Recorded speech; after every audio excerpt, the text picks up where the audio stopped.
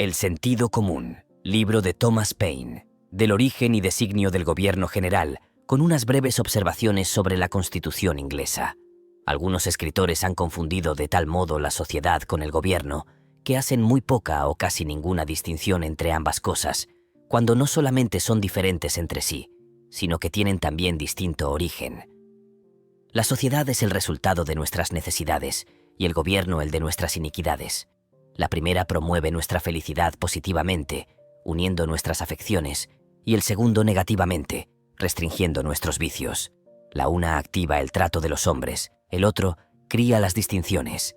Aquella es un protector, y este un azote de la humanidad. La sociedad en todos casos ofrece ventajas, al paso que el gobierno, siendo un mal necesario, en su mejor estado, en su estado peor, es intolerable.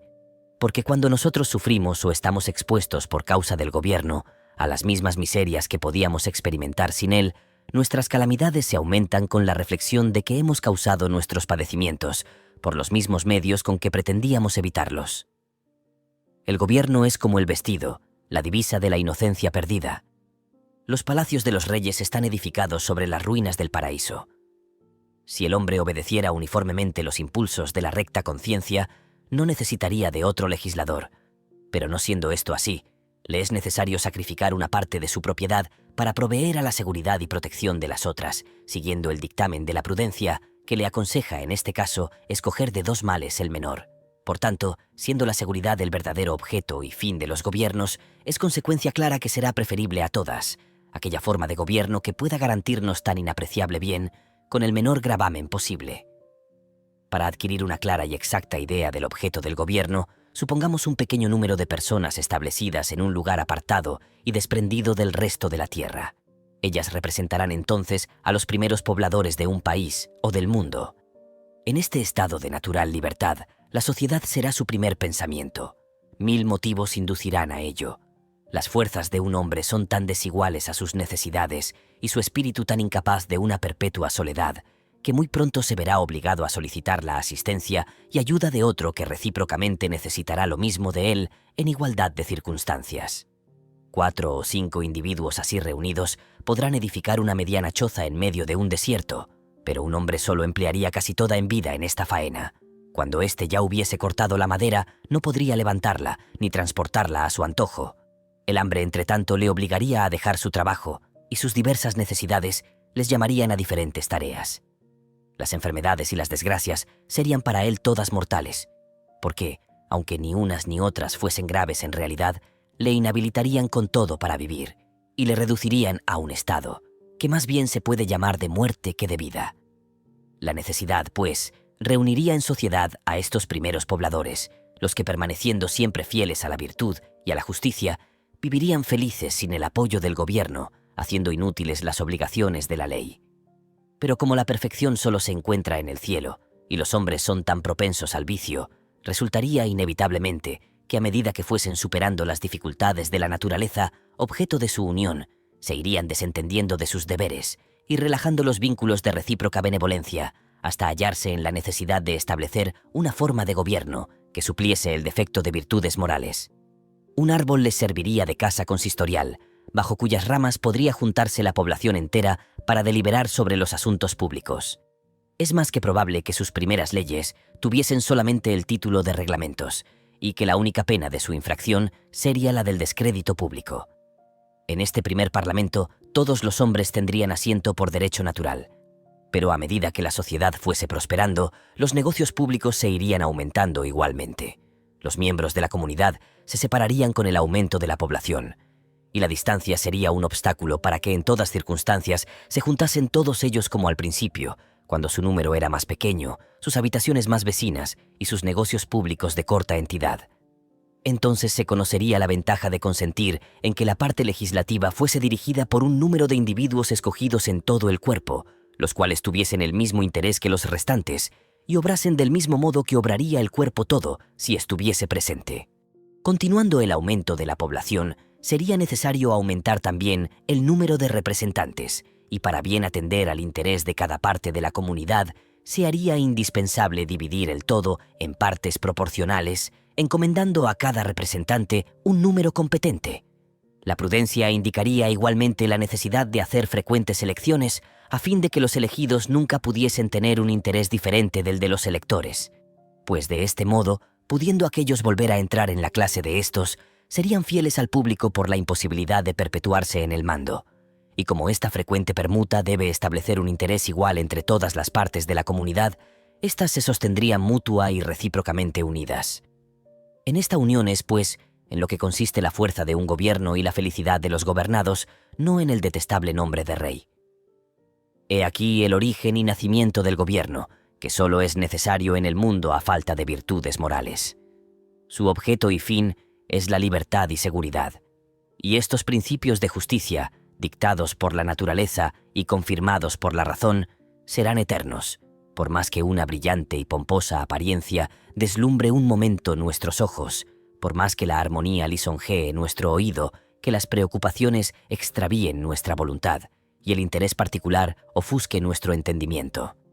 De un principio natural incontrovertible, deduzco yo mi idea acerca del gobierno, y es que la máquina más sencilla es la que está menos expuesta a descomponerse, y la que, una vez descompuesta, se repara con mayor facilidad. Guiado por esta máxima, haré unas breves observaciones sobre la famosa y decantada Constitución inglesa. Convengamos en que fue buena respecto a los tiempos de tinieblas y esclavitud en que se formó, porque cuando el mundo todo gemía agobiado bajo el peso de la tiranía, la menor mudanza hacia el bien era dar un paso a la libertad, pero es fácil demostrar que esta Constitución es imperfecta, sujeta a convulsiones e incapaz de producir lo que parece prometer. Los gobiernos absolutos, aunque son una vergüenza de la naturaleza humana, tienen en sí la ventaja de ser sencillos. Si el pueblo sufre, conoce bien la raíz de donde dimana su pena, y no está expuesto a confundirse y perderse en la variedad de causas y de remedios. Pero la Constitución de Inglaterra está tan extremadamente complicada que la nación puede sufrir por muchos años sin poder descubrir en qué parte está el mal que le aqueja. Unos dirán aquí y otros acullá, y cada médico político recetará un emplasto diferente. Yo bien conozco cuán difícil es desterrar las preocupaciones locales y arraigadas. Con todo, si examinamos las partes de que se compone la Constitución inglesa, hallaremos que sus cimientos son los escombros de dos antiguas tiranías, y que solo está compuesta de retazos, enmendada con algunas formas republicanas. Primero, los restos de una monarquía tiránica en la persona del rey. Segundo, los restos de una monarquía aristocrática en las de los pares. Tercero, las nuevas partes republicanas en las personas de la Cámara de los Comunes, de cuya virtud pende la libertad de Inglaterra. Las dos primeras, por ser hereditarias, son independientes del pueblo, por cuya razón y en sentido constitucional no contribuyen en nada a la felicidad del Estado. Decir que la Constitución inglesa es una unión de tres poderes, que se reprimen uno a otro, es una farsa, es cometer un círculo vicioso de ideas contradictorias. Decir que la Cámara de los Comunes coarta la facultad del rey es suponer dos cosas. Primera, que no se debe fiar absolutamente del rey sin recelar el abuso de su autoridad y que el deseo vehemente de un poder absoluto es la enfermedad natural de la monarquía. Segunda, que la Cámara de los Comunes, teniendo por objeto poner límites al poder absoluto, se considera o más sabia, más digna de la confianza que la corona. Pero como la misma Constitución que da a la Cámara de los Comunes el poder de coartar las facultades del rey, negándole los auxilios que necesite, concede después a este otro poder para coartar a la Cámara de los Comunes, autorizándole para rechazar sus proyectos de ley. Se supone segunda vez que el rey es más sabio que aquellos a quienes antes se suponía más sabios que él. ¡Qué absurdo! Hay cosas sumamente ridículas en la composición de la monarquía. Primero, se excluye a un hombre de los medios de instruirse en general, y en particular de los de informarse de asuntos en que debe deliberar. Con todo, se le autoriza para fallar en materias que requieren la mayor sabiduría. El estado de un rey lo separa del mundo, y sin embargo, los negocios de un rey exigen que él conozca perfectamente a los hombres, por lo cual, oponiéndose singularmente las diferentes acciones de su vida y distinguiéndose unas a otras, se prueba que su carácter es absurdo e inútil. Algunos escritores han explicado la Constitución inglesa del modo siguiente. El rey, dicen ellos, es uno, y el pueblo es otro. Los pares forman una cámara a favor del primero y los comunes otra a favor del segundo. Pero esto mismo prueba que el gobierno tiene todas las distinciones de una casa dividida interiormente. y aunque estas expresiones parezcan agradables al oído, en vano se pretendería desentrañarles el sentido por un análisis exacto de las complicadas ideas que contienen, porque dicho análisis incluye una previa cuestión, a saber, ¿cómo pudo el rey obtener un poder que el pueblo teme confiar y que siempre está obligado a coartar? Un poder semejante no puede ser el don de un pueblo sabio, ni tampoco lo puede ser de Dios, siendo un poder que necesita de restricciones. Con todo, la Constitución lo concede y supone existir semejante poder. Pero como este poder tiene unas fuerzas superiores a las que su objeto necesita, los medios que emplea para conseguirlo son desproporcionados y por consecuencia inútiles. La siguiente comparación aclarará más la materia. Puestas en movimiento todas las ruedas de una máquina a impulsos de otra, en quien resida la fuerza motriz.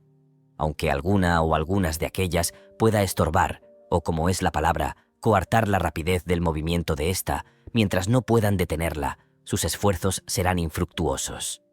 El primer poder que se mueva seguirá al fin su curso, y lo que pierda en velocidad lo ganará en tiempo. Y como el peso mayor hace siempre subir al menor, resta, pues, conocer a qué individuo concede la Constitución inglesa este mayor peso o este poder, porque este será el que gobernará al fin.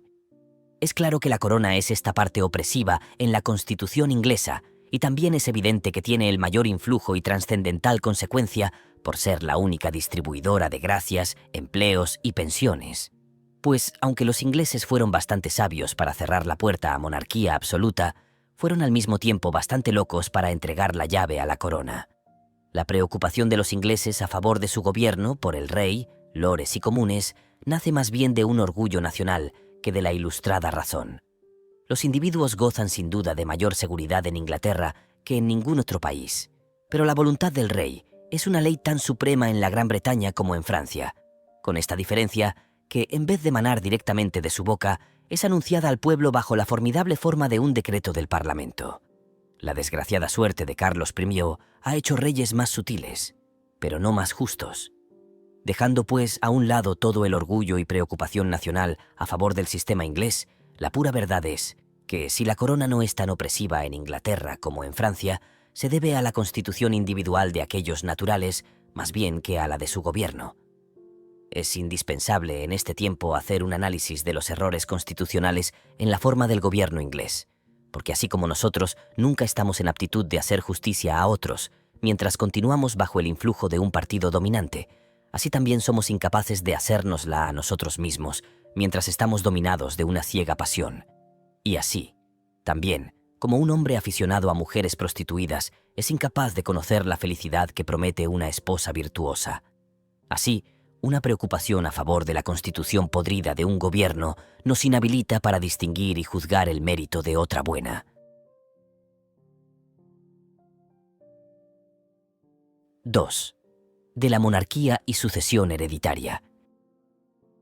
Siendo el género humano originalmente igual en el orden de creación, la igualdad pudo solamente ser destruida por algunas circunstancias subsecuentes.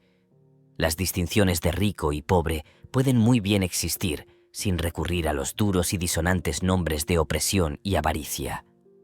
La opresión es muchas veces la consecuencia de la riqueza, pero rara o ninguna vez los medios de ella. Y aunque la avaricia preserve al hombre del estado de mendicidad, también le infunde, casi generalmente, demasiado temor para poder enriquecer. Pero hay una distinción tan enorme entre los hombres que no se puede justificar ni con razones sacadas de la naturaleza ni de la religión. Esta es la que se nota entre reyes y vasallos, y es cosa muy digna de nuestra atención, inquirir cómo vino al mundo una raza tan superior a los demás hombres y tan privilegiada que parece ser de muy diferente especie. Y también nos toca indagar si estos semidioses son más bien útiles que perjudiciales a la felicidad del género humano.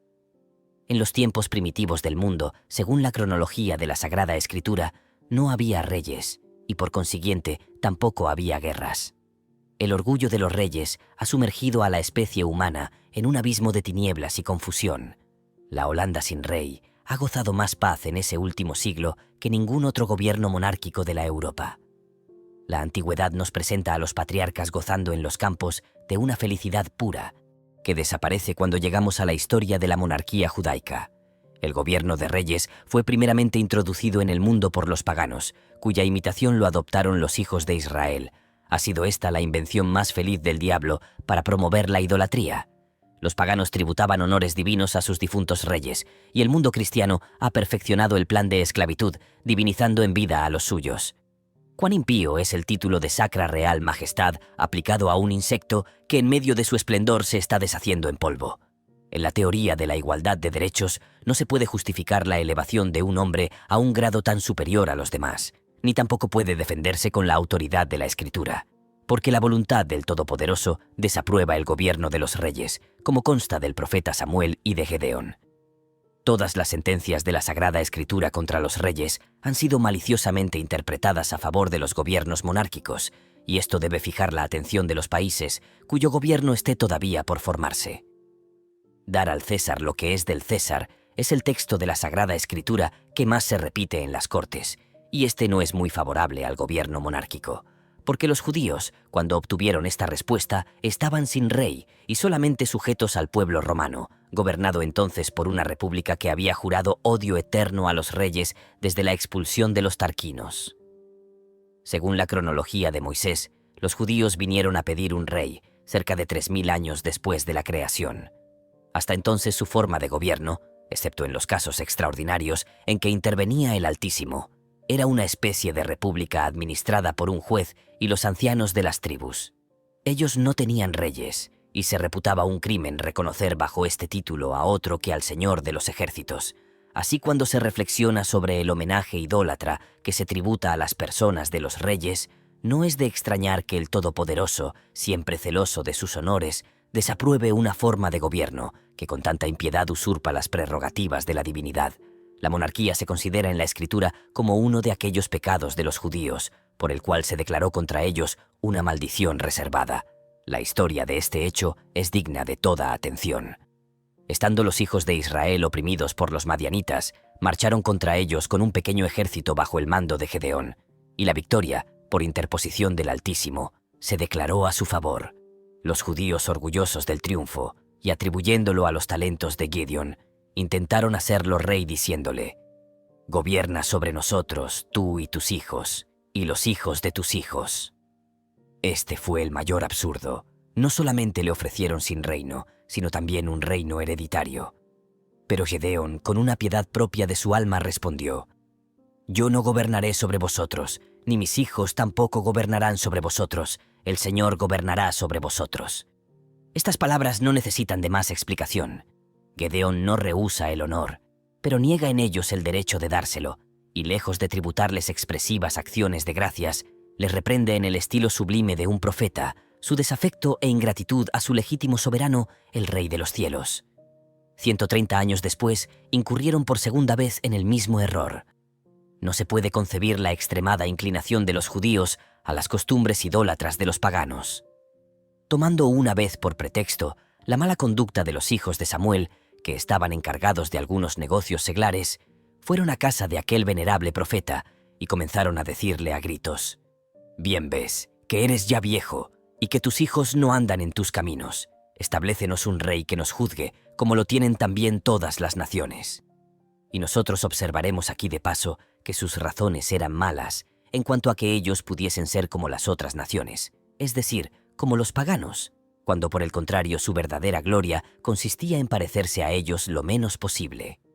Desagradó a Samuel este razonamiento, porque habían dicho: «Danos un rey que nos juzgue». Y Samuel hizo oración al Señor.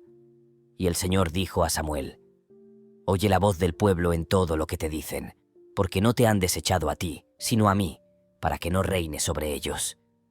Conforme a todas las obras que han hecho desde el día que los saqué de Egipto hasta este día, como me dejaron a mí y sirvieron a esos dioses ajenos, así lo hacen también contigo. Ahora pues, oye su voz, pero protéstales primero, y anúnciales el derecho del rey que ha de reinar sobre ellos». Esto es no el derecho de algún rey particular, sino la conducta general de los reyes de la tierra, a quienes Israel imitaba con tanta ansia. Y no obstante la gran distancia de tiempo y diferencia de usos y costumbres, el carácter es todavía el mismo, y lo será eternamente. Y así Samuel refirió todas las palabras del Señor al pueblo, que le habla pedido un rey. Y dijo: «Este será el derecho del rey que ha de mandar sobre vosotros.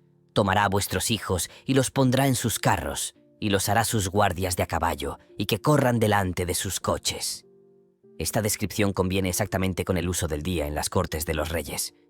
Y los hará sus tribunos y centuriones, y labradores de sus campos y segadores de sus mieses, y que fabriquen sus armas y sus carros. Hará también a vuestras hijas sus perfumeras, sus cocineras y panaderas.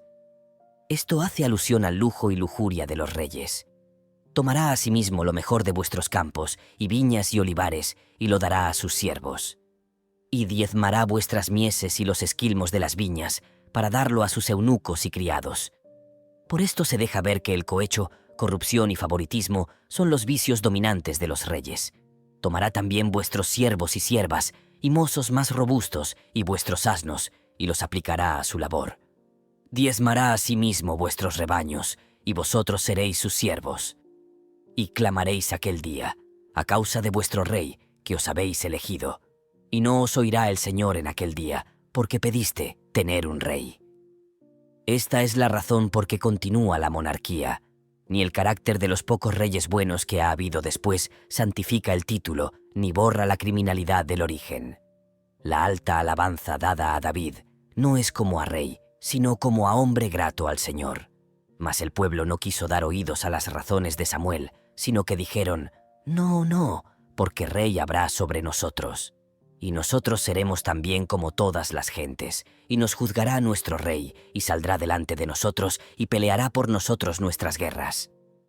Samuel continuó raciocinando con ellos, pero infructuosamente. Se les representó su ingratitud, y nada aprovechó, y viéndolos plenamente inclinados a su locura, gritó: ¿Por ventura no es al presente la siega del trigo? Invocaré al Señor, y enviará voces y lluvias, quiere decir truenos y lluvias, que era un castigo, por el perjuicio que se le seguía a sus cosechas. Y sabréis y veréis el grande mal que os habéis acarreado delante del Señor, pidiendo un rey sobre vosotros. Y clamó Samuel al Señor, y envió el Señor voces y lluvias en aquel día. Y temió todo el pueblo en gran manera al Señor y a Samuel. Y dijo todo el pueblo a Samuel: Ruega por tus siervos al Señor Dios tuyo, para que no muramos, porque hemos añadido a todos nuestros pecados este mal de pedir rey para nosotros. Estos pasajes de la Escritura son directos y positivos. Ellos no dan lugar a construcciones equívocas. Que el Todopoderoso ha estampado en ellos su protesta contra el gobierno monárquico es cierto, lo que no puede ser, la Escritura es falsa. Al mal de la monarquía hemos añadido nosotros el de la sucesión hereditaria. Y así como la primera es una degradación en nosotros mismos, así también la segunda, pretendida como una materia de derecho, es un insulto y una imposición sobre la posteridad. Porque siendo todos los hombres iguales en su origen, ninguno pudo por su nacimiento tener un derecho para establecer su misma familia con una perpetua diferencia sobre todas las demás. Y aunque alguno pudiese haber merecido de sus contemporáneos algún grado de distinción en la sociedad, con todo, sus descendientes pueden ser indignos de heredarlo. En segundo lugar, como ningún hombre al principio pudo poseer otros honores públicos que los que le fueron dispensados, así tampoco los otorgadores pueden tener autoridad para dar el derecho a la posteridad. Y aunque ellos pudieron decir: nosotros te escogemos para nuestro jefe, no pudieron decir del mismo modo, sin hacer una injusticia manifiesta a sus descendientes: vuestros hijos y los hijos de vuestros hijos reinarán sobre los nuestros para siempre. Porque un pacto tan imprudente, tan injusto y tan contrario a la naturaleza, ¿podría acaso en la próxima sucesión ponerlos bajo el gobierno de un pícaro o un loco? La mayor parte de los sabios, en sus opiniones reservadas, han tratado siempre con desprecio el gobierno hereditario. Con todo, es uno de aquellos males difíciles de desarraigar, una vez establecido. Unos someten por temor, otros por superstición, y la parte más poderosa divide con el rey los ralée que hace a los deanes. Esto es suponer que la presente raza de reyes ha tomado en el mundo un origen honroso, cuando al contrario es muy probable que si corriéramos el obscuro velo de la antigüedad y los siguiéramos hasta su nacimiento, hallaríamos que el primero de ellos ha sido, cuando más, el principal asesino de alguna cuadrilla de salteadores y que sus modales groseros o preeminencia en sutileza le ganó el título de jefe entre los ladrones, y que aumentando su poder y extendiendo sus rapiñas, intimidó a los habitantes pacíficos e indefensos, hasta hacerles comprar su seguridad con frecuentes contribuciones. Con todo, sus electores no pensaban en darle derecho hereditario, porque una exclusión perpetua de sí mismos era compatible con el libre y desordenado principio de vida que ellos profesaban. Por tanto, la sucesión hereditaria en aquellos tiempos de monarquía no podía ser una materia de pretensión, sino una cosa casual y gratuita. Pero como entonces pocos o ningunos archivos existían y la tradición histórica estaba llena de fábulas, fue muy fácil después del curso de algunas generaciones inventar varios cuentos supersticiosos propiamente adecuados, como los de Mahoma, para hacer tragar al vulgo el derecho hereditario. ¿Acaso los desórdenes que amenazaban, o aprecian amenazar, por la muerte de un corifeo en la elección de otro nuevo, porque las elecciones entre asesinos no pueden ser muy tranquilas, indujo a muchos al principio a favorecer las pretensiones hereditarias? Y por estos medios sucedió, y ha sucedido después, que lo que fue un mero objeto de conveniencia se ha pretendido al fin como un derecho. La Inglaterra, después de la conquista, ha conocido un corto número de monarcas buenos, pero ha gemido bajo mayor número de malos. Ningún hombre sensato puede decir que la usurpación de Guillermo el Conquistador fue muy honrosa. Un francés bastardo que desembarca con un ejército de bandidos y él mismo, contra el consentimiento de los nativos, se nombra y se establece rey. Es en términos categóricos un origen muy vil y muy despreciable. No hay ciertamente en esto ninguna intervención de la divinidad. Por último, sería inútil emplear mucho tiempo en exponer la locura del derecho hereditario. Si hay hombres tan débiles que lo crean, dejémoslos que adoren indistintamente al jumento o al león. Enhorabuena para ellos. Por lo que a mí toca, ni imitaré su humildad, ni turbaré su devoción. Con todo, me contentaría con preguntarles cómo suponen ellos que se establecieron los primeros reyes. La cuestión no admite sino una de estas tres respuestas, a saber, por suerte, por elección o por usurpación. Si el primer rey fue tomado por suerte, esto establece un ejemplo para el otro, que excluye la sucesión hereditaria. Saúl fue por suerte. Sin embargo, la sucesión no fue hereditaria, ni parece que hubo intención alguna de que lo fuese. Si el primer rey de algún país fue por elección, esto igualmente establece un ejemplo para el otro, porque pretender que los primeros electores, que eligieron no solamente un rey, sino una familia perpetua de reyes, quitaron el derecho de elección a todas las generaciones venideras, es un absurdo inconcebible. Es una opinión que no encuentra ningún apoyo, ni en la historia sagrada ni en la profana. En cuanto a la usurpación, ningún hombre sensato se atreverá a defenderla, ni tampoco negará que Guillermo el Conquistador fue un usurpador. Este es un hecho sin contradicción, y la pura verdad es que la antigüedad de la monarquía inglesa esconde la injusticia de su origen y no sufre ningún examen. Poco importaría el absurdo de la sucesión hereditaria si no fuese su resultado tan fatal para el género humano. Sería admisible el derecho de sucesión y llevaría el sello de la autoridad divina si tuviera la virtud de vincular en una familia el honor, la justicia, la sabiduría y todas las cualidades necesarias para gobernar. Pero viendo que de la estirpe real salen más tontos que hábiles, más locos que cuerdos, más malvados que honrados, debemos pensar que este orden de sucesión hereditaria es contrario a la naturaleza y una de las curas de nuestra ignorancia. Pronto se vuelven insolentes aquellos hombres que creen haber nacido solo para mandar, considerando a sus semejantes creados como machos de carga para obedecer. Llenos de orgullo, solo se mueven en un círculo de viles aduladores, interesados en ocultarles sus verdaderos intereses y los de la nación. Y cuando suceden en el gobierno, son generalmente los hombres más ignorantes, más viciosos y los más incapaces de mandar. Otro de los males que trae la sucesión hereditaria es que el trono está expuesto a ser poseído por un menor de cualquier edad, en cuyo tiempo la regencia, obrando a nombre del rey, tiene toda la oportunidad y ocasión de hacer traición a su confianza. La misma desgracia nacional sucede cuando un rey, abrumado por la edad y enfermedad, llega al último grado de debilidad humana. En ambos casos, el pueblo es la víctima de los perversos que pueden intrigar con éxito por las locuras de la vejez o de la infancia. La mejor razón que se ha dado a favor de la sucesión hereditaria es que ella preserva a una nación de guerras civiles, y si esto fuera cierto, sería de bastante peso. Pero, al contrario, es una insolente falsedad con que se ha pretendido engañar al género humano. Toda la historia de la Inglaterra desmiente este hecho. Desde la conquista ha habido 30 reyes y 2 menores en ese reino desunido. Y en ese tiempo se cuentan a lo menos 8 guerras civiles y 19 revoluciones. Así, lejos de promover la paz, dicha sucesión hereditaria la destruye.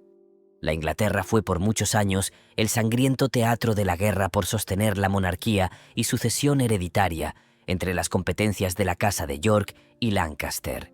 2 batallas señaladas fuera de escaramuzas y sitios se dieron entre Enrique y Eduardo. 2 veces fue Enrique prisionero de Eduardo, quien también lo fue de Enrique. Y es tan incierta la suerte de la guerra y el genio de una nación cuando la contienda tiene por único objeto los intereses personales, que Enrique fue conducido en triunfo desde la prisión a palacio, y Eduardo obligado a huir a una tierra extranjera. Sin embargo, como las transiciones repentinas son rara vez permanentes, Enrique a su turno fue lanzado del trono y Eduardo llamado por segunda vez para sucederle. El Parlamento fue siempre consiguiente en su egoísmo, siguiendo el partido más fuerte. La guerra comenzó en el reinado de Enrique el VI y no se extinguió enteramente hasta Enrique el VII, en quien se unieron las dos familias, comprendiendo un periodo de años, esto es, desde hasta. En conclusión, la sucesión de la monarquía hereditaria ha cubierto no este o aquel reino, sí el mundo entero, de sangre y de cenizas. Es una forma de gobierno reprobada por la palabra de Dios y por consiguiente funesta a todas las naciones.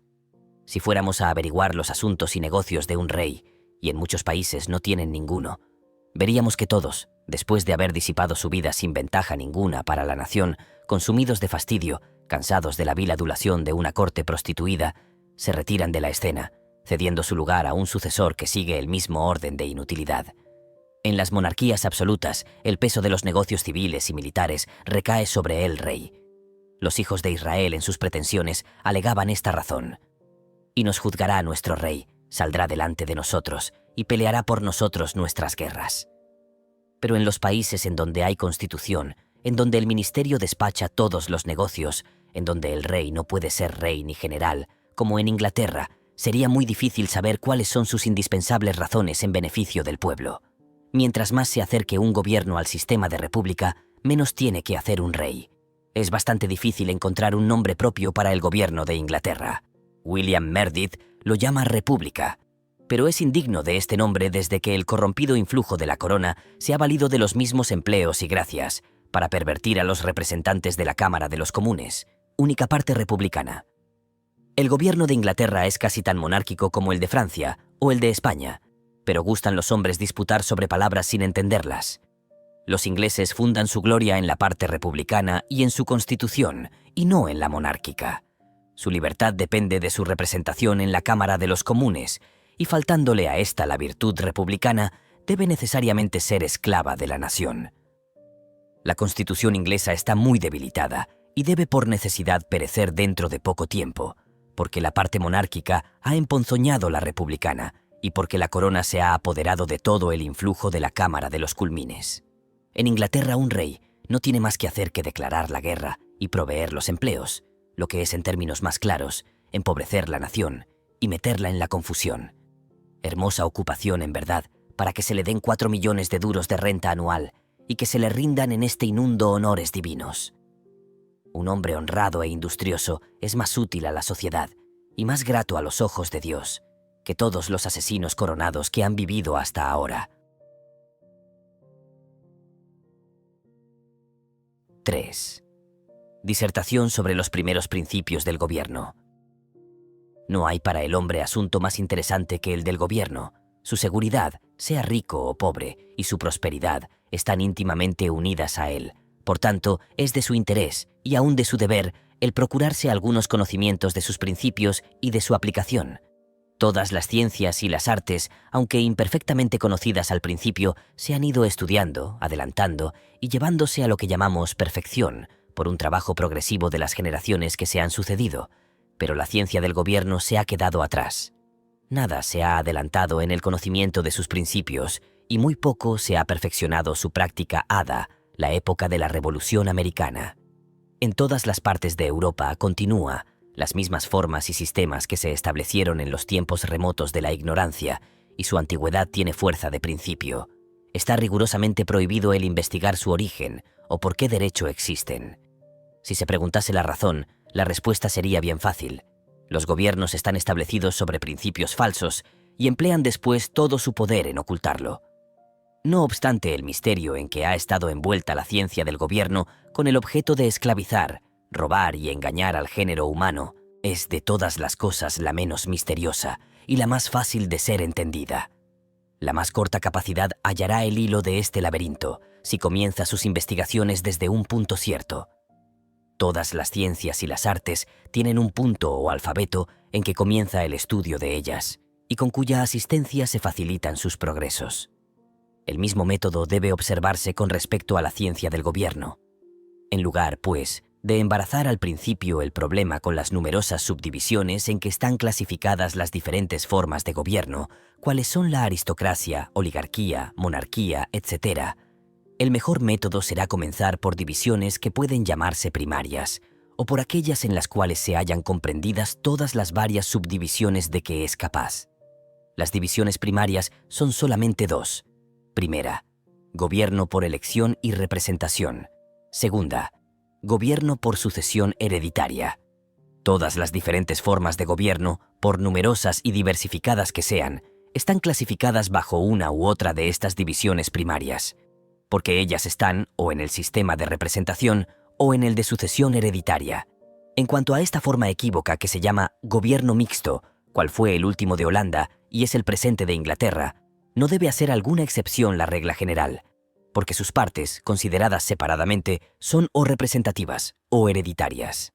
Comenzando, pues, nuestra investigación desde este punto, tenemos que examinar antes la naturaleza de estas dos divisiones primarias. Si ellas son igualmente exactas en sus principios, entonces la cuestión es de mera opinión. Si la una es de un modo demostrativo mejor que la otra, esta diferencia dirige nuestra elección. Pero si una de ellas fuese tan absolutamente falsa que no tuviese derecho a existir, la cuestión cae por sí misma.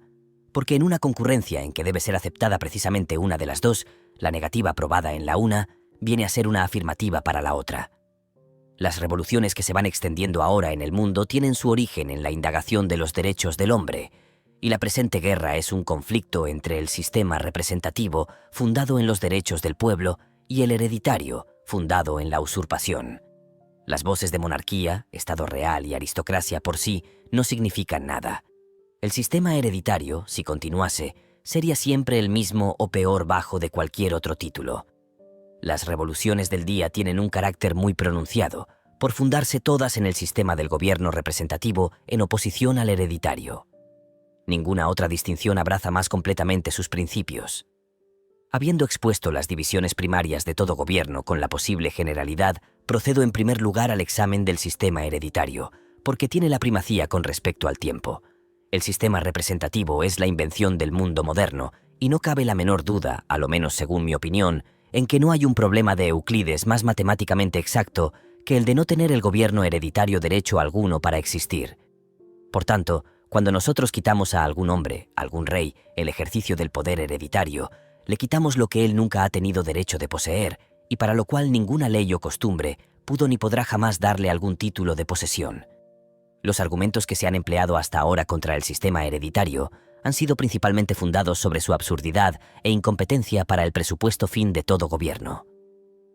Nada puedo presentar a nuestro juicio o a nuestra imaginación un ejemplo más sensible de nuestra estupidez que el ver caer el gobierno de una nación entera, como sucede frecuentemente, en manos de un niño, necesariamente destituido de experiencia y muchas veces poco mejor que un loco. Este es un insulto que se hace a todos los hombres de edad, de carácter y de talento del país. Desde el momento que empezamos a raciocinar sobre la sucesión hereditaria, no es posible dejar de reírnos, así como se nos presenta repentinamente a la imaginación un autómata tan ridículo como es un príncipe heredero. Pero conteniendo la risa a que provoca un monifato de esta especie, dejemos a cualquier hombre que se haga a sí mismo esta pregunta: ¿por cuál derecho, pues, ha comenzado el sistema hereditario? Y a buen seguro que encuentre una respuesta que le satisfaga. El derecho que algunos hombres a algunas familias tuvieron para elevarse los primeros a gobernar una nación y establecer este gobierno como hereditario no era otro que el que Robespierre tuvo para hacer lo mismo en Francia. Si éste no tuvo alguno, tampoco aquellos lo tuvieron, y si ellos lo tenían, éste tuvo otro tanto, porque no es posible descubrir superioridad de derecho en alguna familia en virtud del cual comenzase el gobierno hereditario. Los Capetos, los Guelfos, los Robespierres y Marats, todos están igualmente en la cuestión del derecho. A ninguno le pertenece exclusivamente. Es un paso dado hacia la libertad, conocer que un gobierno hereditario no podía comenzar con un derecho exclusivo en alguna familia. Canonizar de derecho el sistema hereditario, alegando para ello la influencia del tiempo, es una suposición absurda, porque sería sustituir el tiempo en lugar de los principios o hacerte superior a ellos, cuando, al contrario, el tiempo no tiene más conexión o influencia sobre los principios que los principios tienen sobre el tiempo. Lo que fue una injusticia ahora 1000 años, lo es igualmente el día de hoy, y el derecho, que se conoce ser justo y legal en el momento que se establece, tiene la misma fuerza que si se hubiese sancionado 2000 años atrás. El tiempo con respecto a los principios es una hora eterno. Nada influye sobre ellos, usada cambia su naturaleza y cualidades. Además, ¿qué tiene que ver con nosotros la duración de 1000 años? El tiempo de nuestra vida no es sino una corta porción de este periodo. Y si nosotros encontramos existente la injusticia en el momento en que nacemos, en ese mismo instante también empieza para nosotros. Y comenzando desde luego nuestros derechos a resistirla, es lo mismo que si nunca hubiera existido.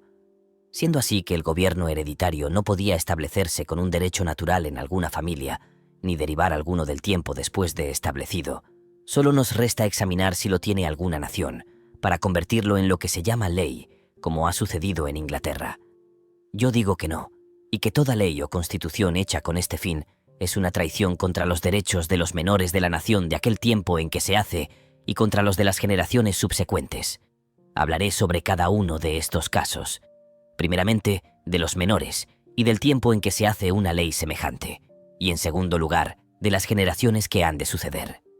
Una nación, tomando esta palabra en toda su extensión, comprende todos los individuos que la componen, de cualquiera edad que sean, desde su nacimiento hasta su muerte. Una parte de estos será de menores y la otra de mayores. La igualdad de la vida no es exactamente una misma en todos los climas y países, pero en general la minoridad en años compone el número mayor, es decir, que el de las personas de menos de 21 años es más grande que el de mayor edad. Esta diferencia en el número no es necesaria para establecer el principio que pienso sentar, pero sirve para manifestar su justicia con mayor fuerza. El principio sería siempre igualmente bueno, aunque la mayoría en años lo fuese también en el número. Los derechos de los menores son tan sagrados como los de los mayores. La diferencia está únicamente en las edades de los dos partidos y no en la naturaleza de los derechos.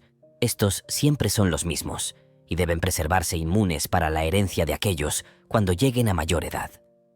Durante la minoridad de estos, sus derechos están bajo la sagrada tutela de los mayores.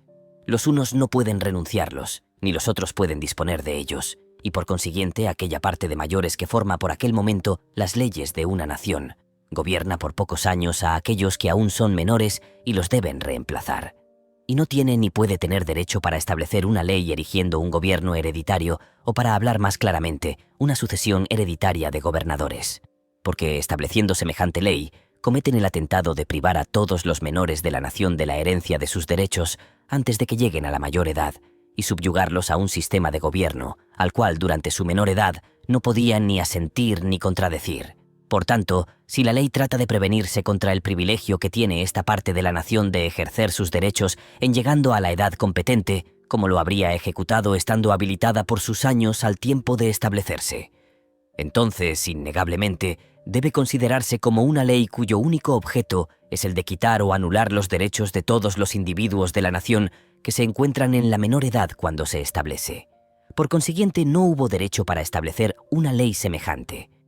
Paso ahora a hablar acerca del gobierno hereditario con respecto a las generaciones venideras, y a manifestar que tanto en este caso como en el de los menores, no puede haber en una nación derecho alguno para establecerlo. Una nación, aunque existente en todos tiempos, está siempre en estado de renovarse por una continua sucesión. Su curso no puede detenerse. Cada día produce nuevos individuos, acerca a los menores a la madurez y arrastra a los viejos a la tumba. En este no interrumpido curso de las generaciones no hay una parte superior en autoridad a la otra. Si pudiéramos nosotros concebir superioridad en alguna, ¿en qué instante de tiempo o en qué siglo del mundo fijaríamos su nacimiento?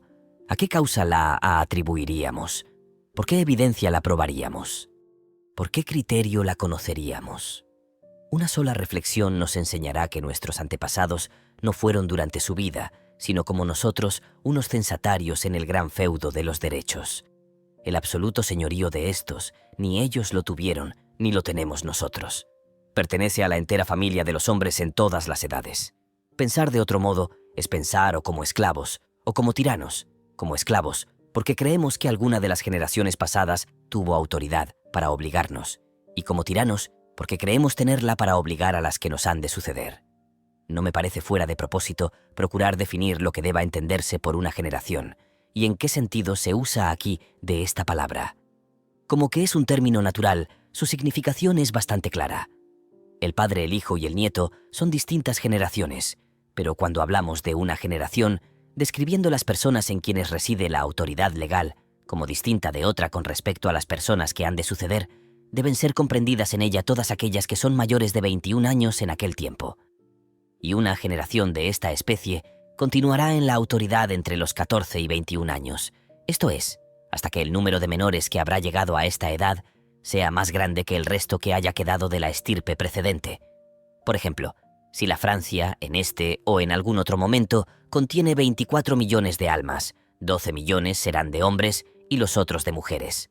De los primeros 12 millones, 6 serán de edad de 21 años y los otros de menos, y la autoridad de gobernar residirá en los primeros. Pero cada día habrá alguna alteración, y en el espacio de 21 años cada uno de estos menores que sobreviven habrá llegado a la edad competente, y la mayor parte de la anterior estirpe habrá desaparecido. La mayoría de los que entonces viven y en quienes reside la autoridad será compuesta de aquellos que 20 años antes no tenían existencia legal. Estos serán padres y abuelos a su turno, y en los siguientes 21 años, o menos, otra raza de menores, llegada a la mayoría, les reemplazará, y así sucesivamente. Como este es siempre el caso, y como quiera que cada generación es igual en derechos a otra, es consecuencia clara que no lo puede haber en alguna para establecer un gobierno por sucesión hereditaria, porque sería suponerse ella misma señora de un derecho superior a las demás. Esto es, el de determinar por su misma autoridad cómo ha de ser gobernado el mundo en lo sucesivo y quién deba gobernarlo. Cada edad y cada generación es, y debe ser por derecho, tan libre para obrar por sí misma en todos casos como la edad y la generación que la ha precedido. La vanidad y presunción de gobernar aún desde más allá de la tumba es la más ridícula e insolente de todas las tiranías. El hombre no tiene propiedad sobre otro hombre, ni una generación la tiene sobre las que están por venir. En la primera parte de los derechos del hombre he hablado del gobierno por sucesión hereditaria, y terminaré aquí con un extracto de esta obra en los 2 capítulos siguientes. Primero, ¿qué derecho tiene una familia para establecerse por sí misma con el poder hereditario? Segundo, ¿qué derecho tiene una nación para establecer una familia particular con tales privilegios? Con respecto al primero de estos capítulos, el de establecerse una familia por su misma autoridad, con poder hereditario independiente de la nación. Todo hombre convendría en llamarlo despotismo, y cualquiera que intentase sostenerlo ofendería su propio entendimiento. Con respecto al segundo capítulo, el de establecer una nación a una familia particular con poder hereditario, no se presenta como un despotismo a primera vista, pero si los hombres dan lugar a otras segundas reflexiones y las llevan adelante, considerando cuando no sus propias personas, las de su posteridad, verán entonces que la sucesión hereditaria viene a ser para los otros el mismo despotismo que las personas que les precedieron reprobaron para ellos. Esto es excluir el consentimiento de la generación que sigue, y la exclusión de este consentimiento es despotismo. Consideremos la generación que emprende establecer una familia con poder hereditario, separadamente de las generaciones que se han de seguir. La generación que elige primero una persona y la pone a la cabeza de su gobierno, bien sea con el título de rey o bien con alguna otra distinción nominal, hace su misma elección, sea sabia o loca, como un libre agente de sí mismo. La persona así elevada no es hereditaria, sino propuesta y elegida, y la generación que la establece no vive entonces por esto bajo un gobierno hereditario, sino bajo un gobierno que ella misma ha escogido. Aun cuando la persona elevada de este modo y la generación que la eleva viviesen para siempre, nunca sería sucesión hereditaria, y ésta solamente se seguiría por muerte de una de las dos partes. Siendo pues la sucesión hereditaria un asunto fuera de cuestión, con respecto a la primera generación que la establece, consideremos el carácter de esta misma generación y sus operaciones con respecto a la generación que comienza y a las demás que la han de suceder. Ella toma un carácter para el cual no ha tenido ni título ni derecho, porque de legisladora pasa también a testadora, y legando el gobierno, afecta a hacer un testamento que debe ejecutarse después de su muerte. Y no solo atenta a legar, sino también a establecer sobre la generación venidera una nueva y diferente forma, bajo la cual ella misma no ha vivido. Ella vivió, como se ha observado ya, no bajo un gobierno hereditario, sino bajo un gobierno hecho por su misma elección. Y ahora intenta, sin más virtud que su voluntad, y un testamento que no tuvo autoridad para hacer, tomar de la generación que comienza, y las demás que se han de suceder, el derecho y libre agencia, en virtud de la cual ella obró para sí misma. De cualquier modo, que se considere la sucesión hereditaria como naciendo de solo la voluntad y testamento de una nación precedente, no se presenta al entendimiento humano sino como un crimen y un absurdo. La letra A no puede forzar la letra B para tomar de ella su propiedad y dársela a la C. Sin embargo, este es el modo con que se obra en lo que se llama sucesión hereditaria por ley. Una cierta generación, por un acto de su voluntad, pretende, bajo la forma de una ley, quitar los derechos de la generación que comienza y de todas las otras venideras, y los traspasa a una tercera persona, la cual asume el gobierno en consecuencia de este traspaso ilícito. La historia del Parlamento inglés nos presenta un ejemplo de este género, y que merece ser recordado como prueba la más grande de ignorancia legislativa y la mayor falta de principios que se puede encontrar en la historia de cualquier país. El caso es como sigue. El Parlamento inglés, en el año, trajo a un hombre con su mujer de Holanda, Guillermo y María, y los hizo reyes de Inglaterra. Ejecutado esto, el dicho Parlamento hizo una ley para traspasar el gobierno del país a los herederos de dichos reyes, concebida en los términos siguientes: nosotros, los señores temporales, espirituales y comunes, en el nombre del pueblo de Inglaterra, muy humilde y fielmente, nos sometemos nosotros mismos, nuestros herederos y posteridades a Guillermo y a María, sus herederos y posteridades para siempre. Y en una ley siguiente, citada por Edmund Burke, el mismo Parlamento en el nombre del pueblo de Inglaterra que vivía entonces, obliga al dicho pueblo, sus herederos y posteridades, a Guillermo y a María, sus herederos y posteridades hasta el fin del tiempo. No basta reírse de la ignorancia de semejantes legisladores, es necesario probar también su falta de principios. La Asamblea Constitucional de Francia incurrió en el mismo error que el Parlamento de Inglaterra cuando estableció una sucesión hereditaria en la familia de los Capetos por un acto de la Constitución de dicho año. Que cada nación, por el tiempo que vive, tenga derecho a gobernarse ella misma según le agrade, debe ser siempre admitido, pero gobierno por sucesión hereditaria es un gobierno para otra raza y no para ella sola. Y así como aquellos sobre quienes deba ejercerse no existían aún o eran menores, así tampoco existía el derecho de establecerlo para ellos. Asumir un derecho semejante sería una traición contra el derecho de la posteridad. Termino aquí los argumentos con respecto al primer capítulo sobre el gobierno por sucesión hereditaria y paso a examinar el segundo sobre el gobierno por elección y representación, o como puede decirse más concisamente, gobierno representativo por contraposición al hereditario. Habiendo probado que el gobierno hereditario no tiene ningún derecho para existir y que debe excluirse de toda sociedad, resulta que el gobierno representativo es el mejor y el que se debe admitir. Al contemplar el gobierno por elección y representación, no nos detendremos en inquirir cómo, cuándo o por qué derecho existe. Su origen está siempre a la vista. El hombre mismo es el origen y la evidencia de su derecho. Le pertenece por su existencia y su persona lo prueba. La única verdadera base del gobierno representativo es la igualdad de derechos. Cada hombre tiene derecho a un voto, y no más, en la elección de representantes. El rico no tiene más derecho para excluir al pobre del derecho de votar o elegir y ser elegido que el pobre tiene para excluir al rico, y siempre que una de las dos partes lo intente o se lo proponga, será una cuestión de fuerza y no de derecho. ¿Quién es aquel que querría excluir a otro? Ese otro tiene derecho para excluirlo a él. Aquello que se llama ahora aristocracia implica una desigualdad de derechos, pero ¿cuáles son las personas que tienen derecho para establecer esta desigualdad? ¿Los ricos se excluirán ellos a sí mismos? No. ¿Se excluirán los pobres? No. ¿Por qué derecho, pues, puede alguno ser excluido? Sería una nueva cuestión saber si algún hombre o alguna clase de hombres tiene derecho para excluirse a sí mismo. Pero sea como fuere, lo cierto es que ellos no lo pueden tener para excluir a otro. El pobre nunca delegará un derecho como este al rico, ni el rico al pobre. Y asumirlo es no solamente asumir un poder arbitrario, sino arrogarse un derecho para cometer un robo. Los derechos personales, entre los cuales el principal es el de votar por sus representantes, son una especie de propiedad del más sagrado carácter, y aquel que emplease su propiedad pecuniaria y valido de su influjo, intentase quitar o robar a otro su propiedad de derecho, usarla de su dinero como si usase de armas de fuego, y merecería bien que se le quitase. La desigualdad debe su origen a la combinación de una parte de la comunidad que excluye a la otra de sus derechos. Siempre que se haga un artículo de constitución o ley en que el derecho de votar o de elegir y ser elegido pertenezca exclusivamente a un número de personas, que posea una cierta cantidad de bienes, sea grande o pequeña. Es una combinación de aquellos individuos que poseen esta cantidad para excluir a los que no la poseen.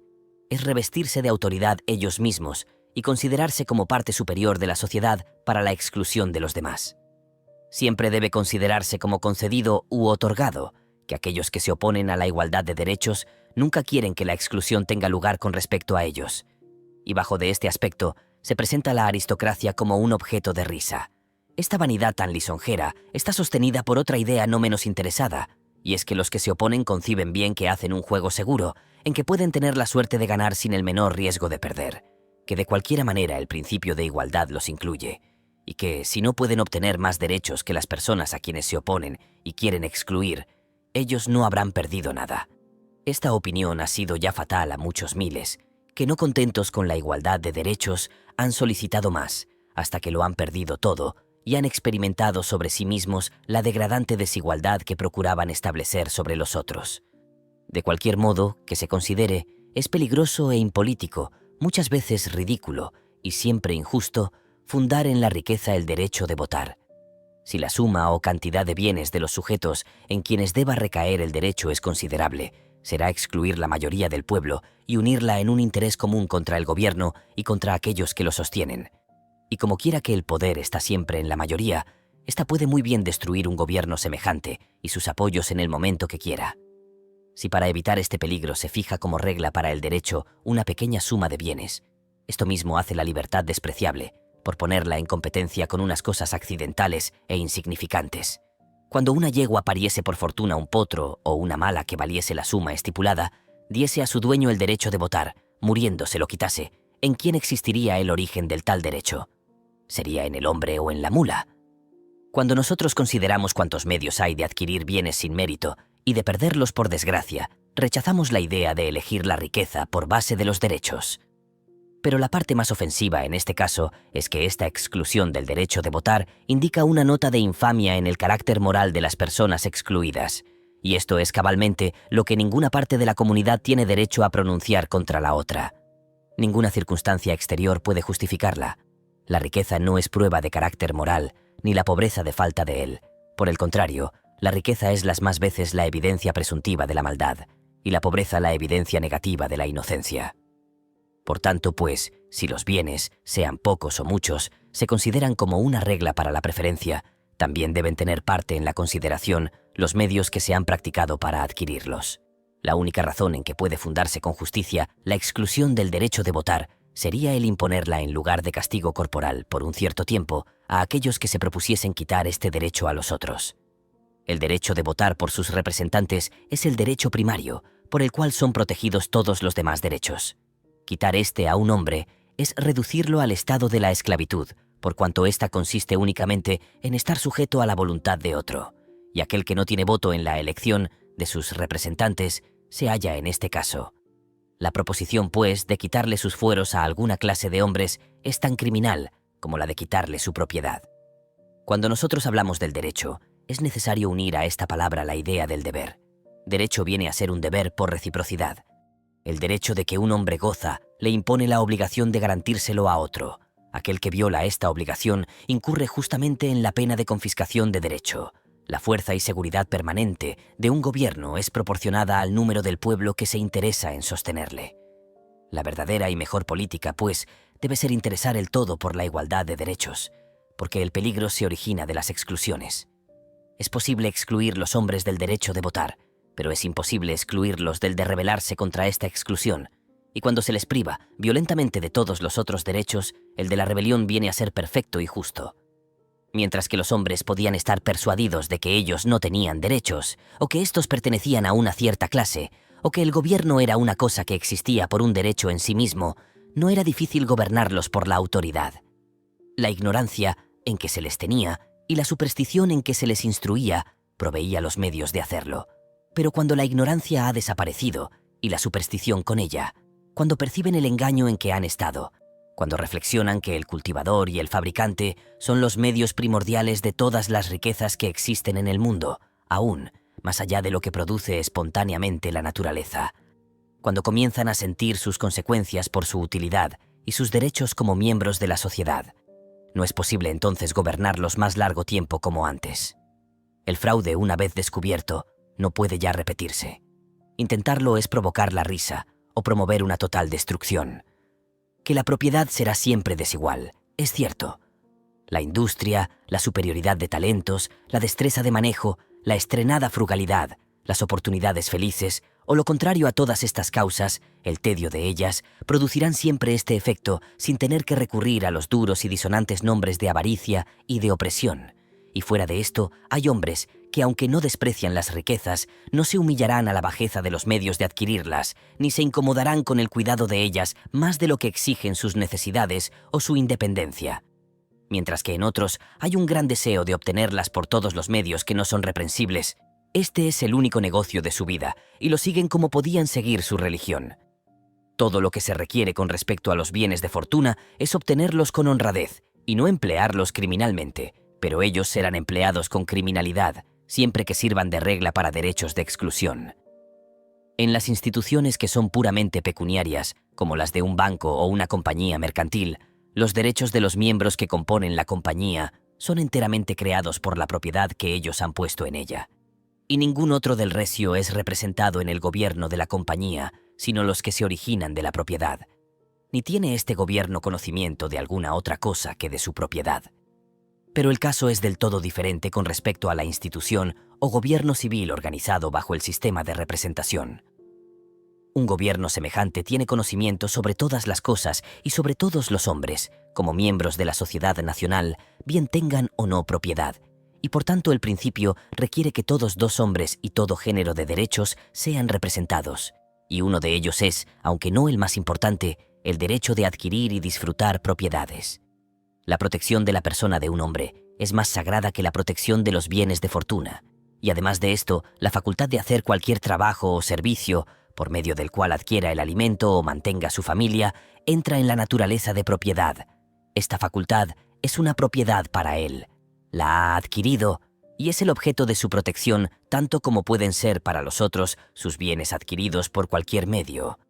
Yo siempre he creído que la seguridad mejor para la propiedad, sea poca o mucha, es quitar a todas las partes de la comunidad, lo más que sea posible, toda causa de queja y todo motivo de violencia. Y esto solamente puede conseguirse por una igualdad de derechos. Cuando los derechos están seguros, lo está por consecuencia la propiedad, pero cuando la propiedad sirve de pretexto para derechos desiguales o exclusivos, entonces debilita el derecho de gozar la propiedad y provoca la indignación y el tumulto, porque no es natural creer que la propiedad puede estar segura bajo la garantía de una sociedad injuriada en sus derechos por la influencia de dicha propiedad. A la injusticia y mala política de hacer servir la propiedad de pretexto para derechos exclusivos, se sigue el absurdo inexplicable de dar un mero sonido la idea de propiedad y agregarle ciertos derechos. Porque ¿qué otra cosa es un título que un sonido? La naturaleza está frecuentemente dando al mundo algunos hombres extraordinarios, que llegan a la fama por el mérito y consentimiento universal, como Aristóteles, Sócrates, Platón, etc. Estos eran verdaderamente grandes o nobles, pero cuando el gobierno establece una manufactura de nobles, es tan absurdo como si emprendiese una manufactura de hombres sabios. Sus nobles son todos contrahechos. Así como la propiedad bien adquirida está mejor asegurada por la igualdad de derechos, así también la mal ganada hace consistir su protección en un monopolio de ellos. Aquel que ha robado a otro su propiedad se empeñará seguidamente en privarle de sus derechos para asegurarse en ella, porque cuando el ladrón se hace legislador, se cree asegurado. La parte del gobierno de Inglaterra, que se llama la Sala de los Lores, fue compuesta en su origen de personas que cometieron los robos de que estoy hablando. Fue una asociación para la protección de la propiedad que ellos hablan usurpado. La aristocracia, además de la criminalidad de su origen, produce un efecto injurioso en el carácter moral y físico del hombre. Ella debilita, como la esclavitud, las facultades humanas, porque así como el espíritu abatido por esta, pierde en el silencio la elasticidad de sus potencias. También por el extremo contrario, cuando está exaltado por la locura, se hace incapaz de servirse de ellos, y cae en la imbecilidad. Es imposible que un espíritu que se entretiene y ocupa de cintas y de títulos pueda jamás ser grande. Las puerilidades de los objetos consumen al hombre. Es necesario en todos tiempos, y más particularmente mientras dura el progreso de una revolución, y hasta que el hábito confirme las rectas ideas, que hagamos revivir frecuentemente nuestro patriotismo con el recuerdo de los primeros principios. Para bien entender el espíritu de las instituciones, es preciso tener siempre a la vista el origen de ellas. Una investigación de nuestro origen nos demostrará que los derechos no son dádivas de un hombre a otro, ni de una clase de hombres a otra. Porque ¿quién es aquel que sería el primer donador, o por qué principio, o con qué autoridad podría él poseer la facultad de darlos?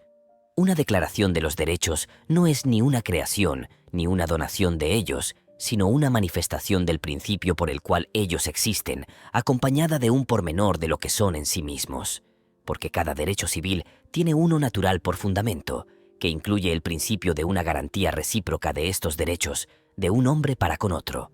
Así pues, como es imposible descubrir algún origen de derecho que no se derive del mismo hombre, así consecuentemente se sigue que los derechos pertenecen al hombre por el derecho de su sola existencia, y deben por lo mismo ser iguales a todos. El principio de una igualdad de derechos es claro y sencillo. Todos los hombres pueden entenderlo, y entendiendo sus derechos, ellos conocen sus deberes. Porque donde los derechos de los hombres son iguales, cada uno debe finalmente ver la necesidad de proteger los de los otros, como que es el medio más eficaz de asegurar los suyos propios.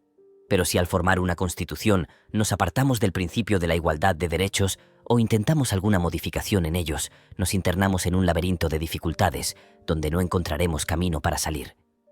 ¿Dónde nos fijaremos o por qué principio hallaremos el punto en que nos hemos de detener para distinguir entre hombres de un mismo país qué parte de ellos deba ser libre y cuál no? Si la propiedad sirve de regla, será extraviarse enteramente de todo principio moral de libertad, porque se atribuyen derechos a la mera materia y se hace al hombre el agente de ella.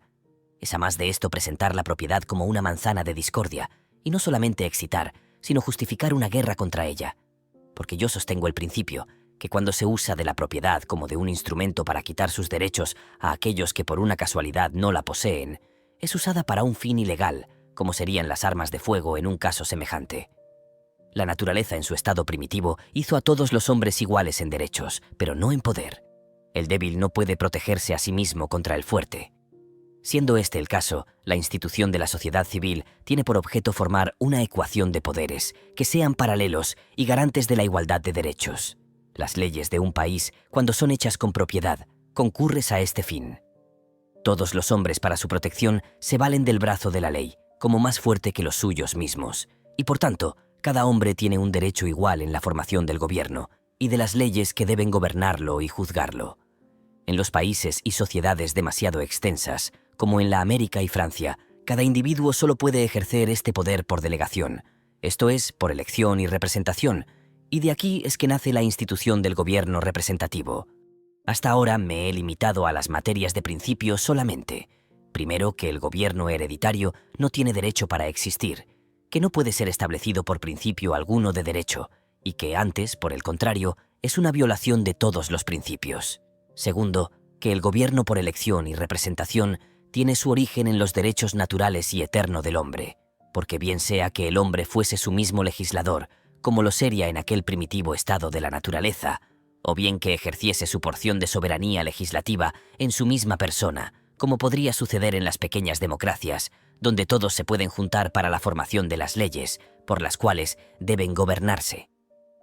O bien ya que la ejerciese en la elección de las personas que le han de representar en la Asamblea Nacional de los Representantes, el origen del derecho es el mismo en todos los casos. El primero, como se ha dicho antes, es defectivo en poder. El segundo es practicable solamente en democracias de pequeña extensión. El tercero es la mayor escala sobre que puede establecerse un gobierno humano. A las materias de principios se siguen las de opinión, y así es necesario hacer una distinción entre las dos. Si los derechos del hombre han de ser iguales, no es un asunto de opinión, sino de derecho, y por consiguiente de principio. Porque los hombres no poseen sus derechos como otorgamiento de uno a otro, sino cada uno como derecho propio. La sociedad es el curador de ellos, pero no el donador, y como en las sociedades dilatadas, como en la América y Francia, el derecho de los individuos en materia de gobierno no puede ejercerse sino por elección y representación, se sigue consecuentemente que donde la simple democracia es impracticable, el único sistema fundado en principios es el representativo DOT, pero como en cuanto a la parte orgánica o la manera en que las diferentes partes del gobierno se han de ordenar y componer, es justamente materia de opinión, es necesario que todas las partes estén de acuerdo con el principio de igualdad de derechos. Y mientras más religiosamente se adhieran a este principio, menos podrán introducirse errores materiales ni continuarán mucho tiempo en aquella parte que toca a las materias de opinión. En todas las materias de opinión, el pacto social, o el principio por el cual debe gobernarse la sociedad, requiere que la mayoría de opiniones sea una regla para todo, y que la minoría rinda una obediencia práctica a aquella. Esto está perfectamente de acuerdo con el principio de igualdad de derechos, porque, en primer lugar, se supone no saberse de antemano de qué partido será la opinión de un hombre en cualquiera cuestión, bien sea en favor o en contra. Bien puede suceder que en algunas cuestiones él se halle en el número de mayoría y en otras en el de la minoría, y por la misma regla que espera obediencia en él un caso, debe también prestarla en el otro. Todos los desórdenes que se han suscitado en Francia durante el progreso de la Revolución han tenido su origen, no en el principio de la igualdad de derechos, sino en la violación de este principio. El principio de igualdad de derechos ha sido repetidas veces violado, y no por la mayoría, sino por la minoría, y esta ha sido compuesta de hombres que poseían propiedades, igualmente que de los que no las poseían. Lo que prueba bien que la propiedad, a más de lo que la experiencia enseña, no es más prueba de carácter que de derechos. Sucederá muchas veces que la minoría tenga razón y la mayoría no, pero luego que la experiencia pruebe ser este el caso, la minoría vendrá a ser la mayoría, y el error se reformará él mismo por la tranquila operación de la libertad de opiniones y la igualdad de derechos. Nada puede entonces justificar una insurrección, ni puede jamás ser necesaria, cuando los derechos son iguales y las opiniones libres. Tomando, pues, el principio de igualdad de derechos como el fundamento de la revolución y, consecuentemente, de la Constitución, la parte orgánica o la manera en que las diferentes partes del gobierno se han de ordenar en la Constitución, tocará, como se ha dicho ya, a la materia de opinión. Varios métodos se presentarán en una cuestión de este género, y aunque la experiencia falta todavía para determinar cuál sea el mejor. Con todo, yo pienso que ella ha decidido suficientemente cuál es el peor. Aquel es el peor que en sus deliberaciones y decisiones está sujeto a la precipitación y pasión de un individuo. Y cuando la legislatura entera está concentrada en cuerpo, es un individuo en masa. En todos los casos de deliberación es necesario tener un cuerpo de reserva, y es mucho mejor dividir la representación por suerte en dos partes y dejarlas que se revisen y corrijan la una a la otra, que no que el todo se junte y debata a un mismo tiempo. El gobierno representativo no está necesariamente limitado a alguna forma particular. El principio es uno mismo en todas las formas bajo las cuales puede ser coordinado. La igualdad de derechos del pueblo es la raíz de donde dimanan todas, y sus diferentes ramos pueden ser organizados con arreglo a la opinión presente, o como mejor lo enseñe la experiencia futura. Por lo que respecta al Hospital de Incurables, como llama Chesterfield a la Sala de los Lores en Inglaterra, él no es sino la excrecencia de la corrupción, y no hay masa afinidad o semejanza entre alguno de los ramos de un cuerpo legislativo, originado del derecho del pueblo, y la dicha Sala de Lores, que entre un miembro regular del cuerpo humano y un lobanillo gangrenado. En cuanto a la parte del gobierno que se llama ejecutivo, es necesario en primer lugar fijar una precisa significación de la palabra. No hay sino dos divisiones en que pueda ordenarse el poder. Primera, deliberar, querer o decretar leyes. Segunda, ejecutarlas o ponerlas en práctica. La primera corresponde a las facultades intelectuales del espíritu humano, que raciocina y determina lo que deba hacerse. La segunda al poder mecánico del cuerpo humano, que pone esta determinación en práctica. Si la primera decide y la última no ejecuta, es un estado de imbecilidad, y si la última ejecuta sin que preceda la determinación de la primera, es un estado de frenesí. El departamento ejecutivo, por tanto, es oficial y está sujeto al legislativo, como lo está el cuerpo al espíritu en estado de salud, porque es imposible concebir la idea de dos soberanías, una con respecto al querer y otra con respecto al ejecutar.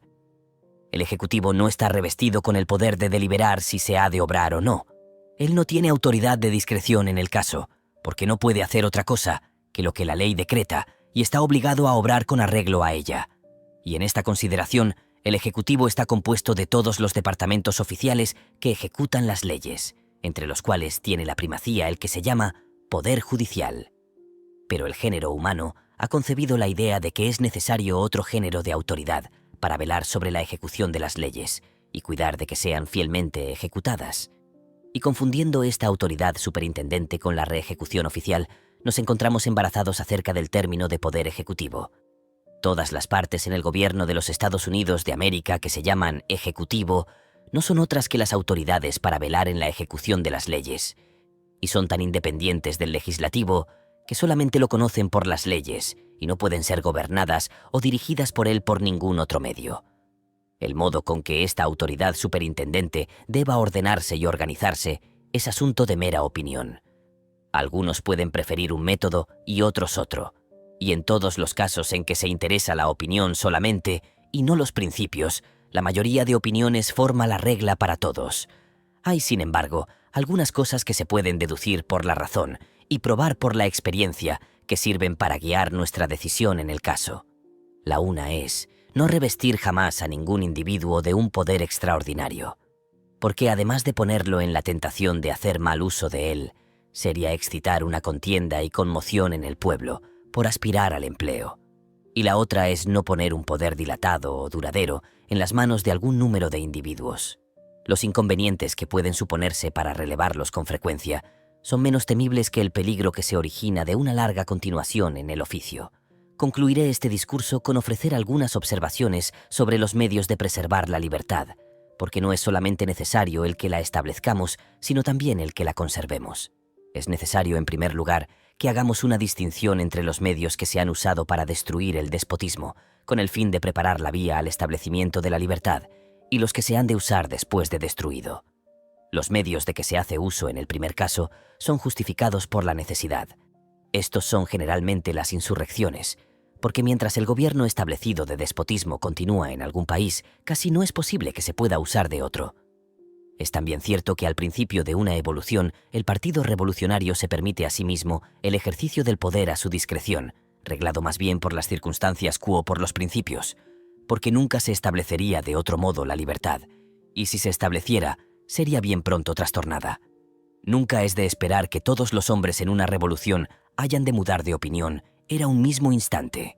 Jamás hubo una verdad o principio tan irresistiblemente evidente que fuese creída por todos los hombres a un mismo tiempo.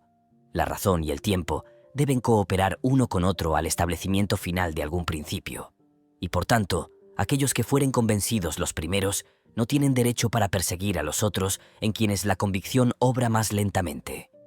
El principio moral de las revoluciones es instruir y no destruir.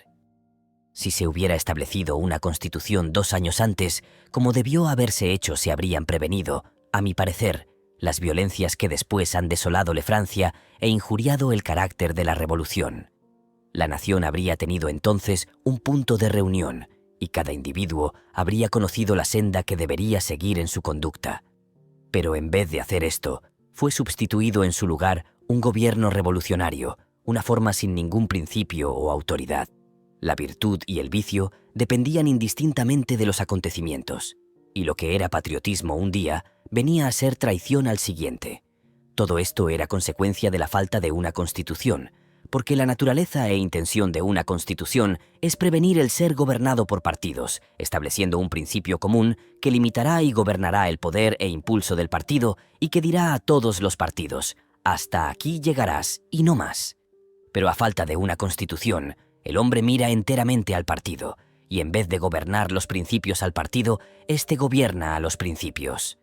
El deseo de castigar es siempre peligroso en la libertad y hace que los hombres se extiendan a interpretar y aplicar mal aún la mejor de las leyes. Aquel que quiere ver segura su misma libertad debe librar hasta su enemigo de la opresión, porque el que viola este deber establece un ejemplar que otro día le alcanzará a él mismo.